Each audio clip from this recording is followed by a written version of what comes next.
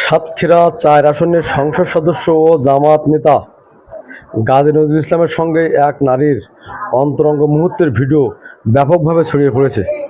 গাজী নজরুল ইসলাম বর্তমান জামাতে ইসলামীর কেন্দ্রীয় মজলিসের শূরা সদস্য। সোমবার রাতে ভিডিওটি ভাইরাল হওয়ায় ব্যাপক আলোচনার সৃষ্টি হয়েছে।